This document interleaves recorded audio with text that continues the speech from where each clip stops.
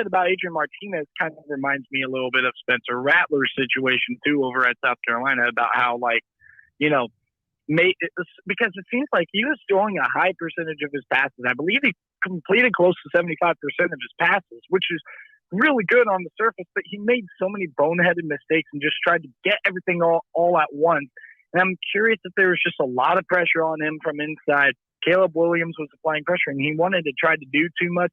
And I feel like maybe getting out of that situation and competing with Luke Doty instead of Caleb Williams might help him out a little bit.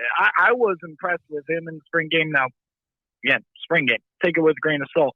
I've always been impressed with his talent. I've never been impressed with his mentality, if you know what I mean. Spencer Sanders. Where am I going with that? Anyway, Spencer Rattler, he can throw the football much better than Adrian Martinez can. So Adrian Martinez, right? Yeah, he's. I don't know necessarily that he's got that much stronger of an arm, but he's got more arm talent. So anyway, yeah, he won the job as a true freshman, and they lost 2 of their first 4 games. He made mistakes at the wrong times, but shoot, he was a true freshman. And then he put it in overdrive, played really well down the stretch that season, 2020. They won the Big 12 and the Cotton Bowl. Then he comes back last season, and we now know that at one point early in the season, Lincoln Riley was talking to USC and was starting to not necessarily be the most focused head coach. Now, how much that had to do with Spencer Rattler, we'll never know. But we know that the fans got the expectation for Oklahoma going into last season was this team's going to go undefeated. They're going to win a national championship, and they're going to score 50 points a game like they did under their previous quarterbacks. And Spencer Rattler didn't help that. He didn't deliver.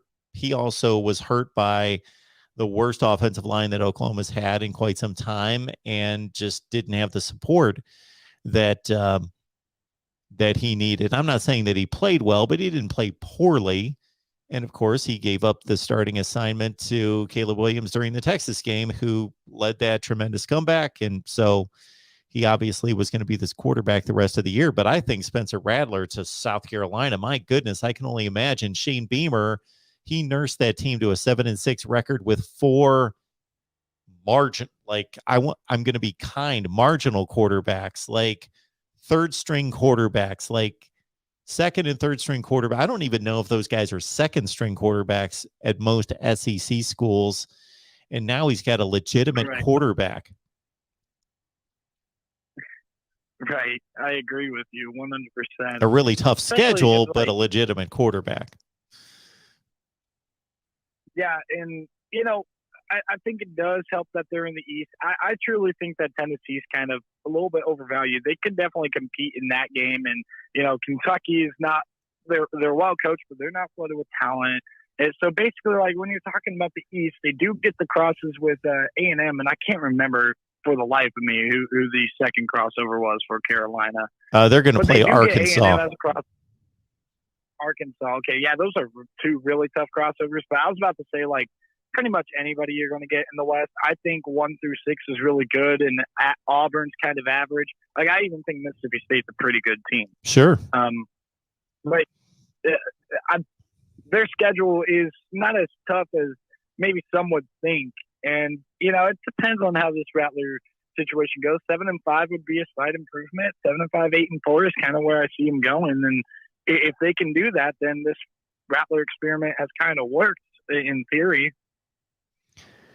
You brought up Tennessee. I think the reason why people are high on Tennessee is that anytime there's a situation where somebody's down, a team's down, that if you've got some age on you, you're used to being a good program, and then somebody comes in as a new head coach, especially when they're an offensive-minded head coach and they bring life to that program and they pump some life into it, then there's an expectation that they're just going to continue this upward ascent. That's a big assumption, because to go from a 3 or 4 win team in an SEC to a 7-win team, that's a great improvement. That's a great job by the head coach, but you're beating teams on your level to do that, or maybe even below you But then to jump from 7 to 9, that takes, to pick off 2 other teams on an SEC schedule, that's a leap, because now you're looking at, we got to pick off somebody like Kentucky or, fill in the blank.